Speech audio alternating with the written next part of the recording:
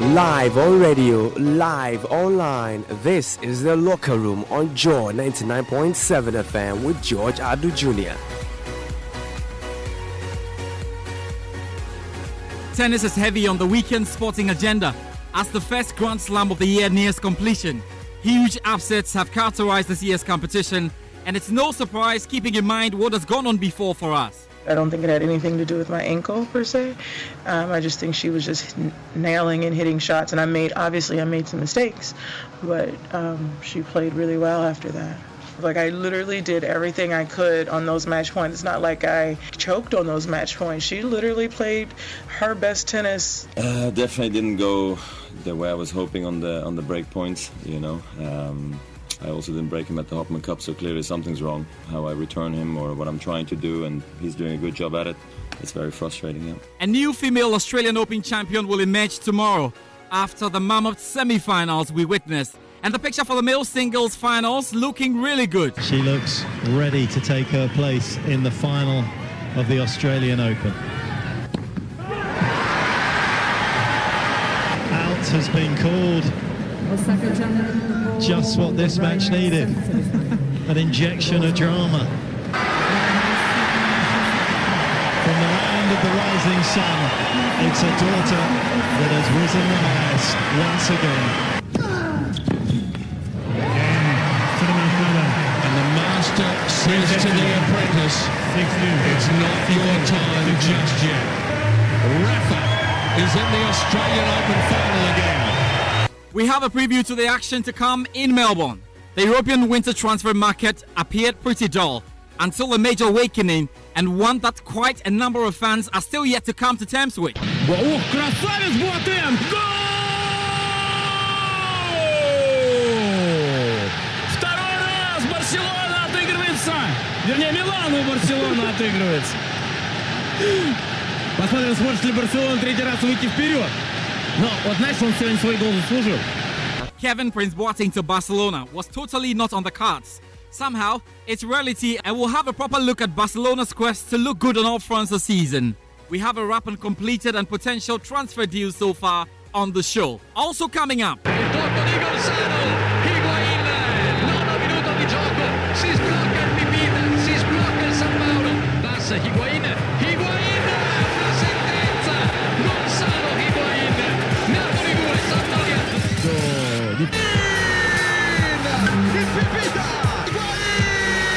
He's a very strong striker, especially in my first season in Naples.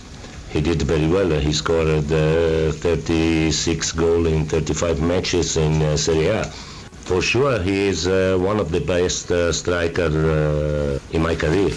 We dock at Chelsea ahead of the FA Cup ties this weekend in England. But we begin an inquisition into Mauricio Sarri's time in England so far. Yet to win his first ever silverware, Sarri ball in some disarray, lashing out at players publicly, and the search for a striker intensifying amidst concerns of losing out on the English Premier League top four. We ask what is wrong with Sarri ball, and will Sarri stand the England test? We will be in England to preview Manchester United Arsenal, Manchester City Burnley, Crystal Palace Spurs, Chelsea Sheffield Wednesday, and in Spain for La Liga games as Real Madrid take on Espanyol.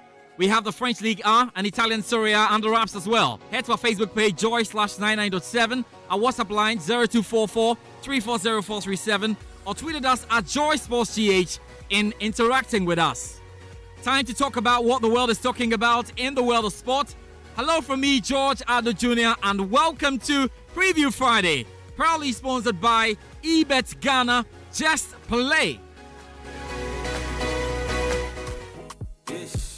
Charlie, the thrill of the game isn't just in the goals. It's in the extra winnings you can get with eBet. Monetize your passion with eBet. With huge winnings, high odds, and the most entertaining games, eBet is here to change the gaming space. Visit www.ebetch.com for a totally different gaming experience and stand the chance to win big. eBet. Just play. You see the girl in back. If I get Live on radio, live online, this is The Locker Room with George Adu Jr.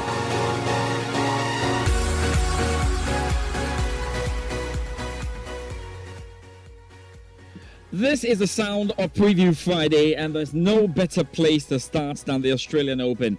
What a special final then we have in the females division to behold tomorrow. Naomi Osaka never made it past the fourth round at any of her first 10 Grand Slam tournaments of her career. Now still just 21, she suddenly is on the verge of a second consecutive major championship. 2 years ago, Kvitova missed the Australian Open just weeks after her left hand was stabbed by an intruder, but reached her first major final since, and first since winning Wimbledon for the second time in 2014. So it's been some tournament, and just a good time now to reflect on the special 14 days that have gone past. Jeffrey Asari joins me on the line to help us make some sense of what's been happening. Thanks, Jeff, for your time. And we know 20-time Grand Slam champion Federer failed to make it to the final, same as 23 Grand Slam champion Serena Williams. What, though, have you learned from their performances in the past days?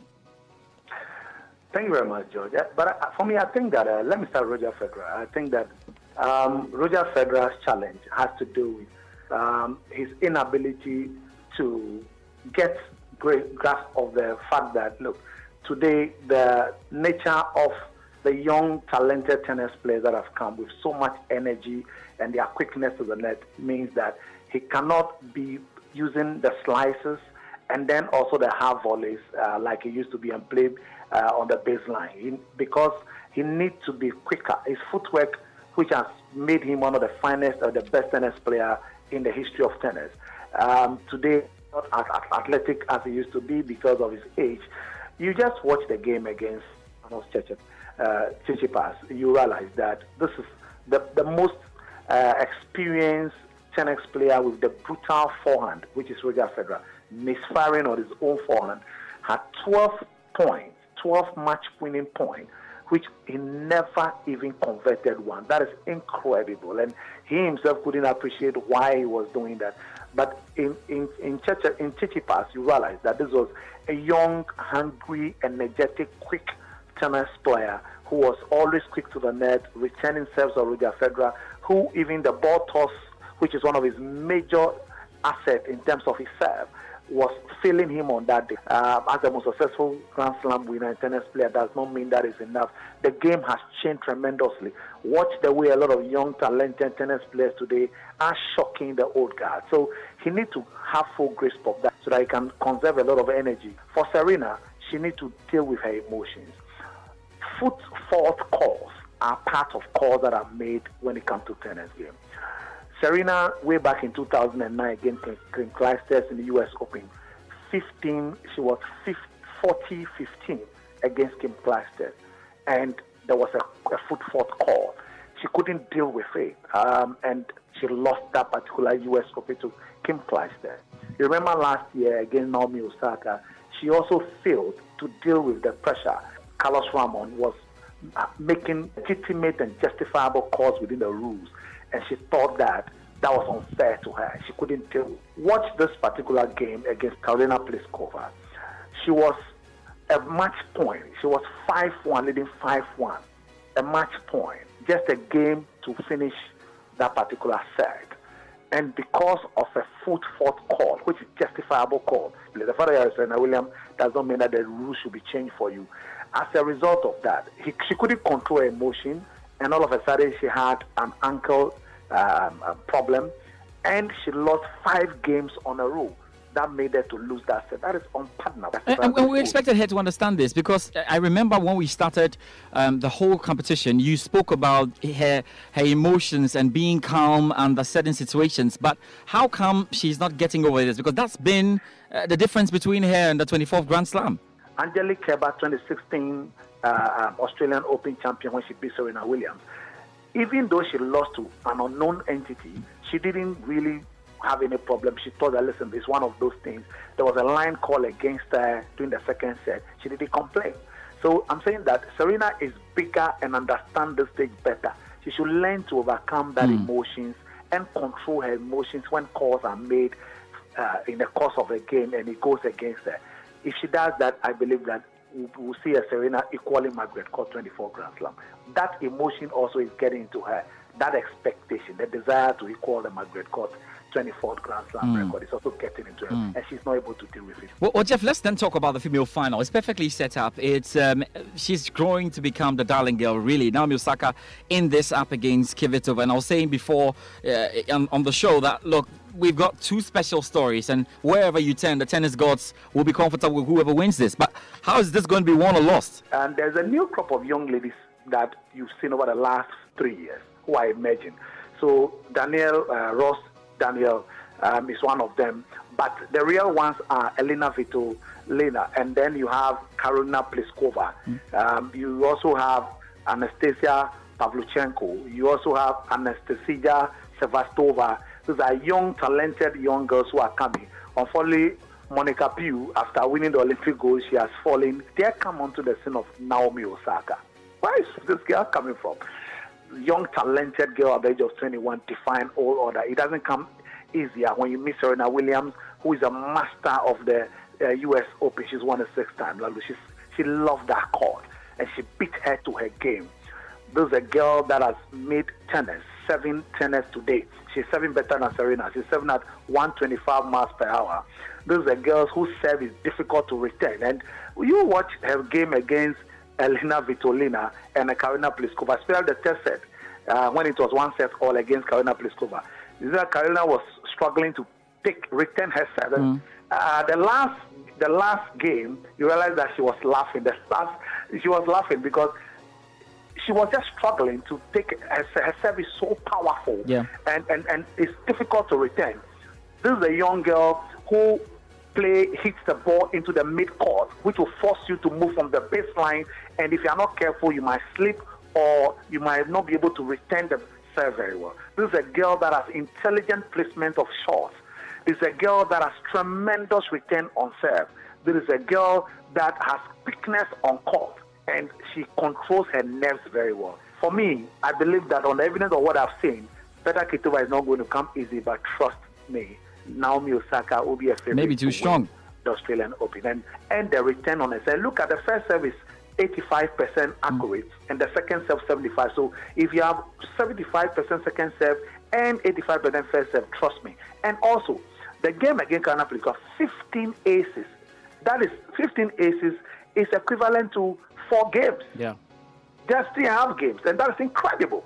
Because if you're able to have 15 aces at this level against a tough opponent, that is a very dangerous girl to come up against. And she's just enjoying herself. So I think on the evidence of that, yes, Petra Kvitova had experience, but trust me, I'll give it to the Osaka. young talented genius in Naomi Osaka to win a second Grand Slam. Rising like the rising sun in the flag of Japan. Let's see how that goes. So let's talk about the final. And you know, I've got a lot of friends who are telling me, well, Sunday we're not going to church. I'm sorry about it. Pastors listening into the show. Unfortunately, it's happening at 8:30. We're looking forward to Rafa Nadal and Novak Djokovic. This is hard court. We know what the record stands, you know, between the two. Novak Djokovic having the edge, but this is a different kind of Nadal. What are we to expect, and who is likely to edge this? Difficult one. Yeah, difficult, but I know I told you. Look, this is what I want to see. I love when Nadal plays Novak Djokovic. It's the best. It's like Roger Federer playing, you know, Pisampras in the latter stage of Pisampras 2003. So that is the kind of game you will love to watch on any day. Look, this is going to be a very highly intense game. It doesn't come better than this. Rafa Nadal, fortunately, this season, he doesn't have injury worries. He's not retired in any of the games so far. Trust me. Coming up with his excellent, athletic, good footwork and his ability to top spin the ball very well, his athleticism, his agility on court, his ability to ferociously use the backhand serve. But he's coming out with against the best returner of serve in the modern era in Novak Djokovic. He has tremendous and excellent penetrating of serve that is consistent. His ground strokes are second to none currently in the modern era. His ability to serve the first serve on the baseline to the wings, and he does it with precision on both wings, is incredible. Now he comes up with exquisite half volleys, and sometimes how he does it. The only person who can do that surprisingly sometimes is Roger Federer. But that is the genius in Novak Djokovic. So he's won the Australian Open 6 times, Rafa Nadal won it once. This is a course that Novak knows very well. Trust me, Novak gets to the final Australian Open, he gets it done. It's a done deal. It's that set for him. That is it.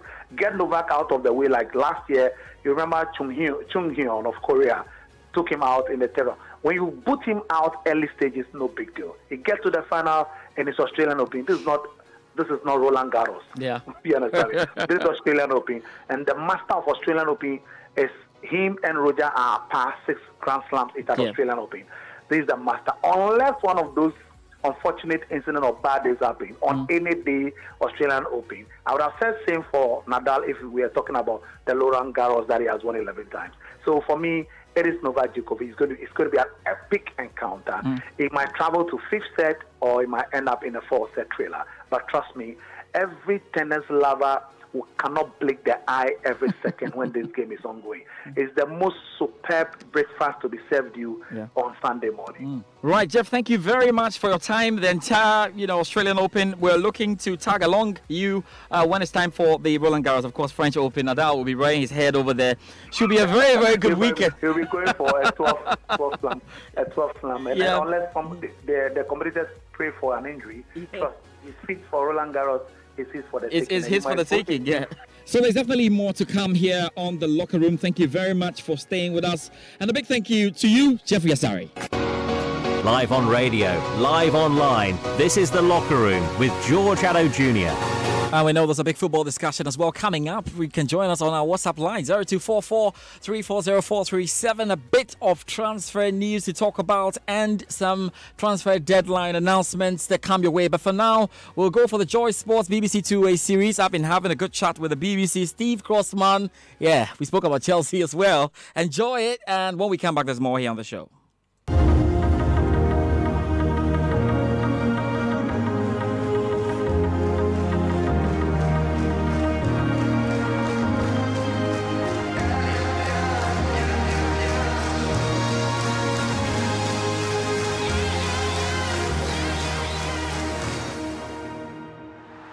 Thanks for your time this weekend, and let's begin on a rather emotional note.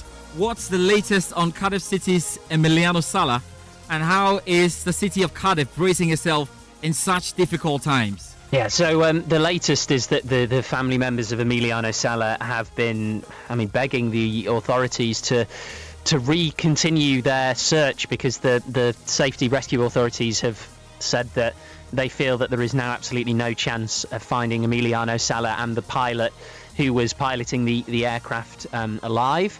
Now, obviously, the family members are desperate for them to keep searching, understandably, but that is the current position. I've seen there have been vigils and shirts and everything laid out in Cardiff, outside the Cardiff City Stadium. And, of course, this is for a player that they never really knew, but I've seen fans outside there talking about Salah and saying, once you're a Bluebird, you're always a Bluebird. And there's also been some very emotive scenes in Nantes, which is where Emiliano Sala had certainly the most impressive part of his career. The fans there absolutely loved him, were devastated when he signed for Cardiff, let alone now. And there were vigils held there, and lots of fans attended ceremonies in Nantes. So I think this is one of those moments where the whole football world mourns, really, but particularly those who knew him, particularly his family and the supporters of clubs like Nantes who knew him, and clubs now like Cardiff who will never get to know him, sadly. Chelsea next then, and clearly problems at my club.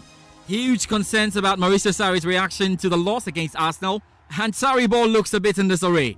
What has gone wrong suddenly at the Stamford Bridge? Well, this is only my personal opinion. I think the whole Sarri ball concept is a bit weird at Chelsea, because Sarri ball, it's much more about fast football. It's much about playing through the middle. And Chelsea's best player is Eden Hazard, and he don't want to play through the middle, understandably, because he's a wide player and he's, one of, if not the best players in the world in his position. And yet he's playing in this, what people would call a false nine, basically as a centre forward. Now, the problem is he plays fairly well in that position. So if you're Sarri, you can justify playing him there. But you forget just how outstanding he is when played in his natural position. So in that sense, Sarri, in general, because of his style, was a strange choice as manager, you could argue, but he's there, and he signed Gonzalo Higuain now. And I think Higuain will prove to be a really good addition. You know, he's the kind of player who just gets the best out of everybody around him. You know, he's not only a goal scorer, he also impacts other parts of the team. He's brilliant at finding space and time. I think he's going to score a lot of goals at Stamford Bridge. Arsenal picked the crucial win against Chelsea, but their second half display raised more eyebrows, and the discussion about Unai Emery's methods won't cease. It's their old foe visiting the Emirates in the FA Cup. Manchester United are in some form and will expect to beat Arsenal to progress. Can Arsenal, though, mount a formidable challenge? Oh, yeah, I think Arsenal can mount a formidable challenge. I mean, despite the injury problems they've got, and, you know, Hector Bellerin is the latest, and that is a really big blow for Arsenal. Ultimately, Unai Emery needs a result. You know, he can't afford to be resting players. I've even seen some people questioning whether or not his job's under threat. So Emery needs a result. And Solskjaer will feel that he needs a result because, of course, they're in fantastic form. You know, they won every game since he took over. He's going to be desperate to keep that momentum rolling, to keep it going. So sometimes with the FA Cup, we see managers resting players, which can be disappointing because I think it's such an important competition still. I can't see that happening in this game tonight. So I think we'll see a really, really good cup tie. I would make Manchester United slight favourites, but I think it's going to be a great game. Let's round up with latest moves and potential deals involving the EPL's Big Six as the transfer window draws to a close. Yeah, sure. I can take you through some of the transfer news. Let's start with some reports here in England that Barcelona have been in touch with Manchester United about Juan Mata. Now, that might surprise people, but then this is the marketplace that Barcelona are shopping in at the moment. You know, Mata's out of contract in the summer. You know, we've seen some of the signings Barcelona have just made. Kevin Prince Boateng, you know, of course, who listeners in Ghana will know very well. You know, no disrespect to him. I think it was a surprise that Barcelona bought him, despite the fact that he's been so good in Italy. But, you know, great for Ghana to have one of their international players and, you know, a great player from the past in Ghana in that squad. Manchester City being linked with the Ajax defender Matty de Ligt. He would be a fantastic signing. Manchester United, just in terms of kind of off the pitch transfer news,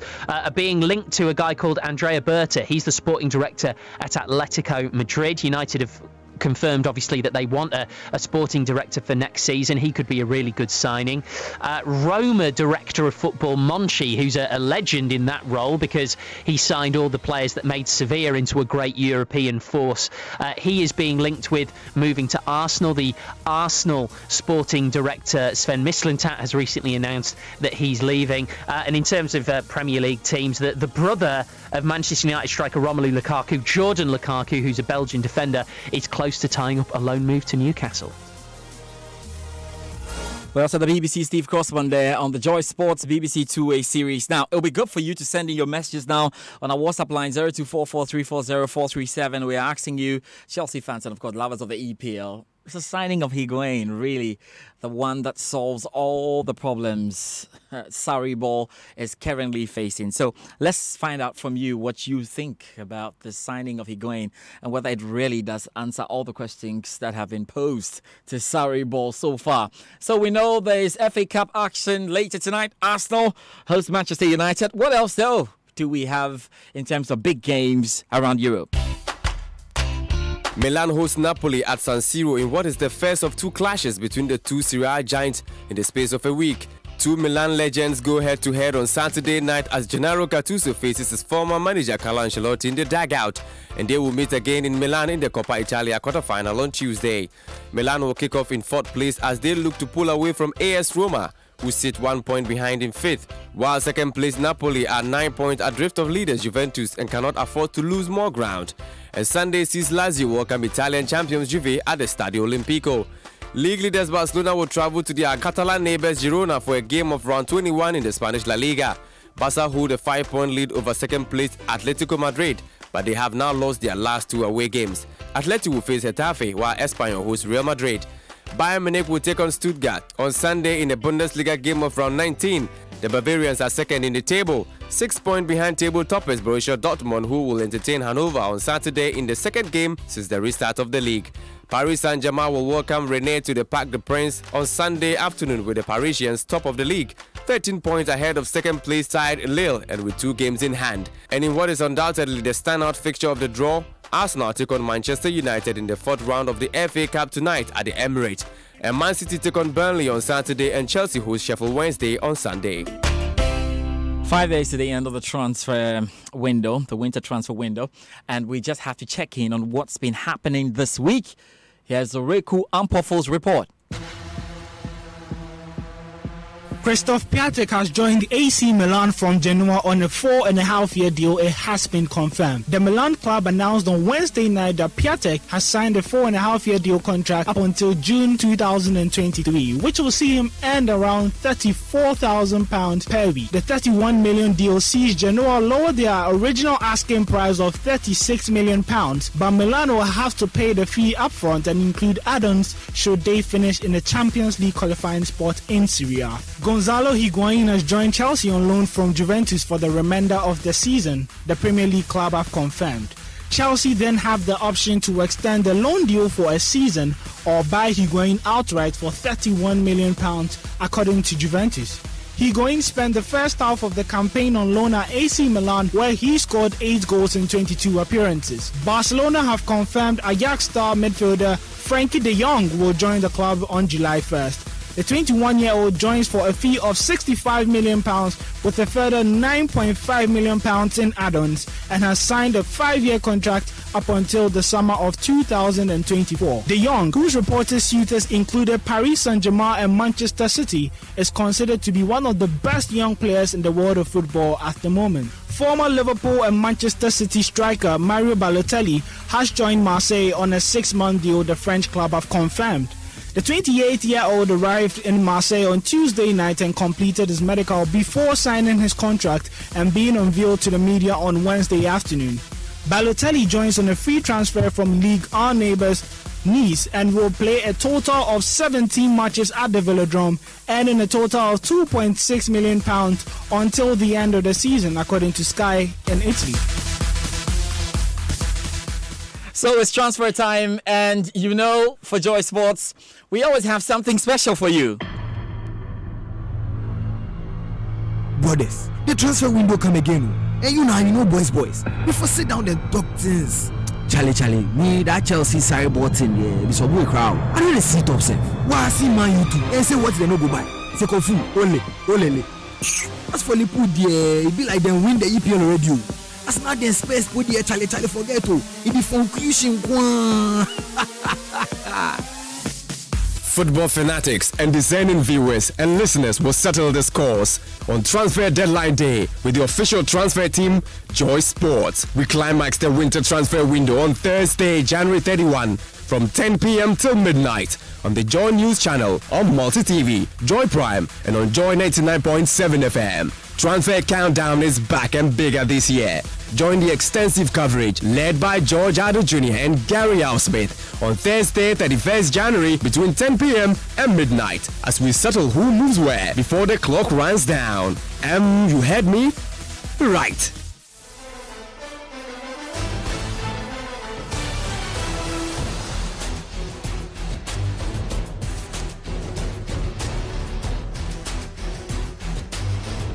So yeah, it's gonna get really interesting, and I should be doing this with my partner in crime, Gary Alsmith. How you doing? Yo. Of course, Benedict Owusu, Reku Ampofu, Selwyn Saki will join me in just minutes. The whole caboodle, the whole team. The whole caboodle. So what? We're on Thursday night? Yes. From 10 till midnight. Yeah. And this year we have expanded. So 2 years ago we had it only on Joy FM and on Joy News. But the times were different because of scheduling and all that. This time, last year we had it only on Joy News and Joy FM. Yes. This year we are expanding it. That's We are putting it on free to air. Free to air. So every year when we look at the complaints so this year we are not putting it in the box on the Multi TV decoder on DSTV 421. It's going to be free to air on your television anywhere you are in Ghana. Yeah. So Joy News TV, Joy Prime Television, and then Joy FM. You can imagine the next 6 years this is going to be a national event to be at the Independence Square. But I get the guys joining me. So basically, what are our viewers and listeners to expect on the night? The format has been simple. You know, they say simple is best. It's simple. It's just that we like to tweak it a bit. So we give updates on what is going to happen on the final hour, within the final hour of the transfer window, and then we try to give more in terms of the analysis And then as the selling point of the show is we try to go to the clubs as much as possible. All the journalists who actually report on these clubs. So as we speak, we are already working the phone lines. We have several people already confirmed who will be in some of the clubs we think things are going to happen at. So you heard Steve Crossman talk about possible moves. Yes. So definitely you can be sure that we are going to speak to people who are on the beat at Barcelona and the other clubs where things are likely to happen as well. Yeah. It's only the start of beautiful things that come here at Joy Sports. And this is the transfer countdown. Yes, it is. It's going to be on Joy FM, on Joy News Channel, and on Joy Prime. There we go. We're going to be on internet, social media and all. So it's good that the guys have joined me, Benedict Owusu, Mariko Mpofu, Selwyn Saki. Selwyn, how are you doing this afternoon? Great, George. How are you two? I'm fine. I want to know how the two guys are doing. Mariko Mpofu and Benedict, how are you doing? You should have some coolants now. Benedict Owusu. No. Mariko Mpofu and Selwyn Saki, right? Yeah. AKA AJ. But the coolants, I mean, Benedict has been leading wonderful, what should I say, parade, somewhere. But it's good you guys are here. Let's deal with Sarri ball straight away. Now, should I start with you, Mariko Mpofu? Does it solve the problems of the Sarri ball, the signing of Higuain? Does it really solve these problems now?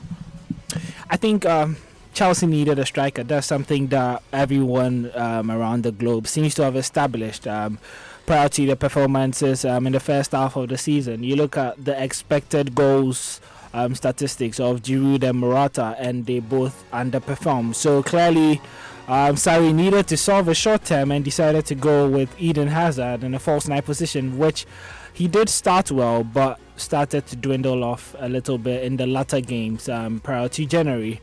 But now he had a chance to go into the transfer window, and he was so bent on bringing Higuain back to the club, probably because he was the most feasible move compared to 100 million that they have to pay for Icardi, and also because he has worked for Higuain. He has worked with Higuain at Napoli. But you look at the fact that when Higuain to score that record-breaking 36 goals in 35 games in Serie A under Sarri, which that was a talking point. That was 4 years ago, and a lot has happened after that. And water has passed under the bridge. Yeah, a lot has really happened, and it is a gamble. I think it's a good move, but it's a big gamble as to whether you will get that Higuain under Sarri, or you would get that AC Milan Higuain, who actually underperformed with his expected goals by 1.02, and that's a very, very big margin considering the fact that he went 10 games without scoring a goal in between the months of November and December. So Higuain is a good striker, I think, but at the moment he is lacking in confidence, and I wonder whether the Premier League is the league that you want to bring a striker who lacks confidence, something that has been the Achilles heel of Morata. But you would only, skew yourself towards the fact that he has a good relationship with Sarri, and what the Sarri ball has been lacking so far is an end product, and 13 goals in the last 12 Premier League appearances for Chelsea doesn't speak well in terms of finishing. So you would think that Higuain would be on the end of some good moves. Let me come to you, Benedict, on this one. Let me come to you on this because it's interesting. Sarri ball is not going to produce the results consistently, and we have seen it. There will be some losses and all. So there will be frustration for Mauricio Sarri no matter what before the end of the season. Do you think he's handling at the moment the frustration well? Well, in terms of probably maybe his utterances in the last few days with regards to what's happening to Eden Hazard, I think that is not doing very, very well. I mean, because you find yourself in a situation where things are not going well, and your main man, the person that's always, almost every time, he's been the subject of talk in terms of move away from the club. Now you come out to see, publicly for people to know your frustrations as to how Hazard is also handling the issue himself. I think on that score, he's not really doing a good job. But if probably I can talk briefly about Higuain's move to Chelsea. The statistics do not favor Higuain coming to Chelsea. Look at Morata when we are dealing with Sarri ball statistics. Yeah, exactly. When Morata was coming to Chelsea, this was a player that was not even playing regularly at Real Madrid, but he has scored 20 goals. I remember when Torres was coming from Liverpool to Chelsea, he was also doing very well and was scoring goals for Liverpool. Now you look at the case of Higuain. What is he doing at AC Milan? Oriku talked about how, and I saw your post on Twitter where he played 35 matches and scored impressive 36 goals, which was 4 years ago. And Higuain over the years, if you watched him and looked at him very well, is a player that I don't think suits Chelsea at this moment. Yes, Chelsea, we all admit that they need a striker and that they have to get somebody because the goals are not coming, and the end product of the Sarri ball is to get a ball into the net, and the goals are not coming. But if you want a striker, not Higuain. Well, Higuain is in the same form of Morata. And you see, you know something, market. I'm telling you today that 1 minute is that's marking. I'm telling you today that by end of season, you're a Chelsea fan. I know Dominic is listening. You guys will come back and be talking about the same thing about Clay and Wassan. Do you agree? Disagree? Just a couple of points. Okay, yeah. Now, Gonzalo has scored everywhere he's gone. Yeah. Since coming to Europe in 2006. Yeah. Winning 3 La Liga trophies and all that. He scored everywhere, and that is key. Even though he's not the kind of player who needs to adjust or no. He starts scoring. Yes. But the diminishing marginal returns for his scoring over the years is what you're looking. I'm not sure what you got when you got your masters in economics, but yeah. But it's very important to look at that as well, because I mean, yeah, he scored everywhere he's gone. I'm not disputing that fact. Yeah. But you have to look at the player. His current his goals are reducing gradually. Okay, but I'm coming to that. Yesterday I was talking about it. Yeah. Gonzalo is a confidence player. That's right. And it's no coincidence that people like Rafa Benitez are those he loves, and Mauricio Sarri. Now, apparently, at the 2014 World Cup, when he was having that goal drought, and before is one of the goals he celebrated the most. Before that game when Argentina scored versus Belgium, he actually called Rafa Benitez, because he was under pressure to deliver and everybody was on his neck, and Rafa took him through the game and said, "You are good at when it's running the channels. Your problem is put the ball in the net. Put the ball in the net. I mean, you make the runs and just breathe in and be calm and put the ball in the net." He's also the kind of player who, I know some people feel like, I mean, if you are being paid all that kind of money, you shouldn't be looking for love. But players like to be loved. All right. If you look at all the time he's played, including in the season where Mauricio Sarri, he gave him the confidence. He loves a manager who has his back, and he's going to get that at Chelsea. Sarri ball has been working 100% except, or 95% except for putting the ball in the net. So you have Hazard. You have, if Callum stays, at least he's going to be there for a while. You've got Willian. You've got what's his name? This guy who played yesterday in place of Alonso. Emerson. You know, who I think should be playing in place of. You don't know So he's going to be getting people to feed him the ball. And then in terms of the Premier League, they say, Premier League, the strength. He's got upper body strength. He can shoulder anybody off the ball and deal with it. That's the problem.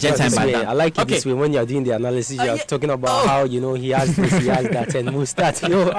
It's okay. It is in the big games. Yes, that will be the matter. That is the session B against Manchester United. The big game against Man City. And we know that's his problem in the clutch games where it really matters. Sometimes.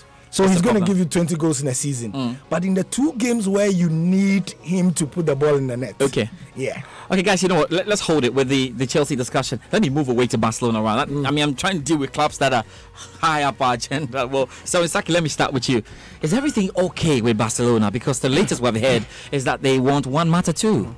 Well, I'm confused with Barcelona's transfer policy at the moment. Abidal coming in as the technical secretary of the team. I wonder how they are trying to put their signings in there, because we can count on signings they've done from Matthew. We can talk about Lucas Digne, Andre Gomez coming into the club, Yeremina coming in, Malcolm at the moment. So how many players are Coutinho, how many players are you going to sign in the summer, and then in the winter January transfer you want them out? And now you're trying to bring in Juan Mata, who at the moment has crossed 30. I wonder what he's come to do at the club when you also have players in that same position like Coutinho, Arthur, you brought in De Jong. I mean, what is going on at Barcelona at the moment? We need to find out what they are trying to do. Is Valverde the ones asking for all these players, or the director of football is the one putting up this place? I think there's some confusion in Barcelona, and they need to state out clear, because there are some players, quality players they are trying to bring in, and are not ready to come and sit on your bench. But players that you are bringing in keep on coming against the bench. Or is it that the summer we're going to see the likes of Rakitic leave the club or not?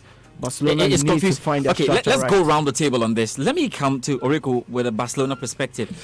It looks like you're going to be winning a Liga. You might end up winning Copa del Rey unless you're able to. I'm sure you get the turnaround. Unless you're looking at winning the Champions League and the Heavens Champions League. You want every player now.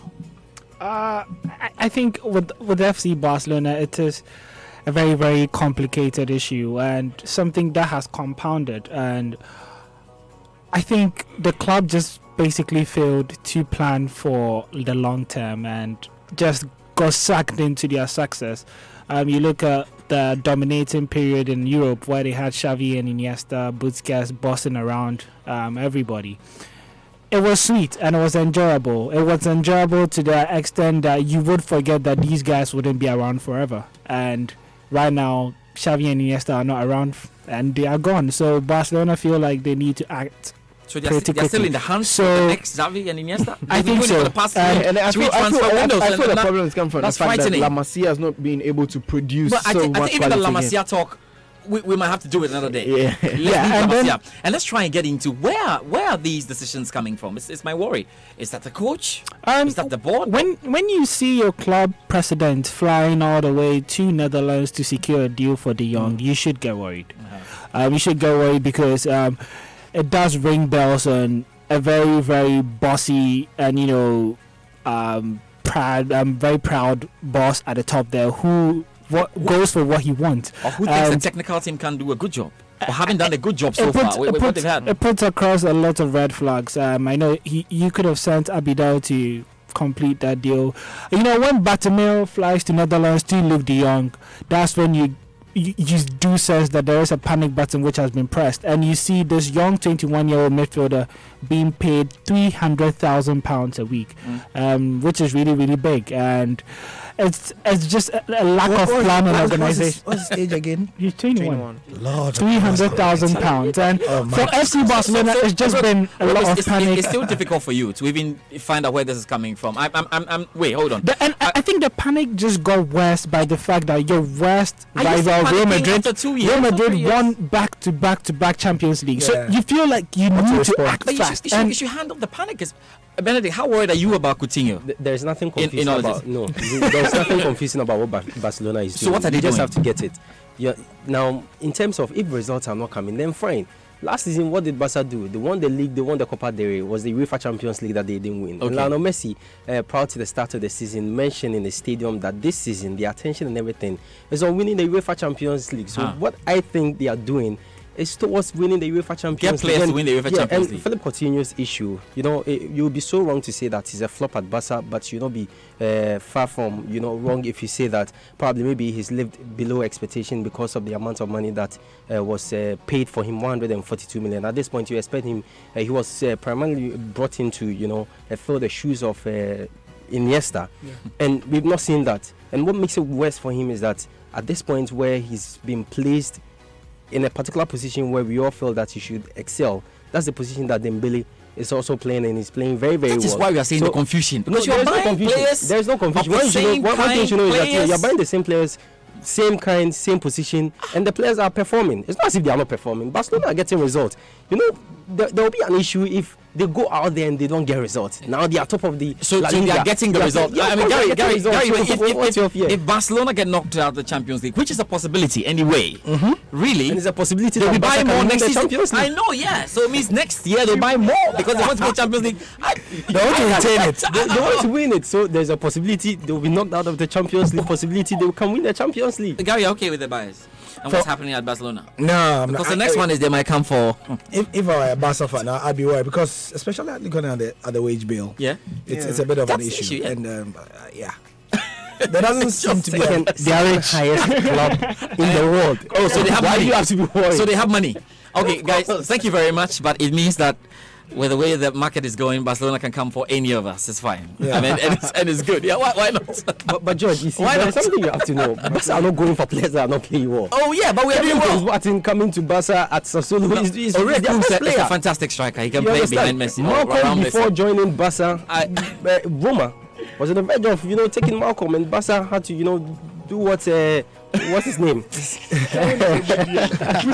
Benedict, thank you very much. We'll be back We'll be back with more, definitely, on Thursday. Thank you very much, Selwyn Saki. Thank you very much, Oreko Ampofo and Gary Al Smith. We can now go for the news. And Kojo Menu is here. Ernest, you're okay with the buying and everything, the transfer news? Yeah. I know that some haters come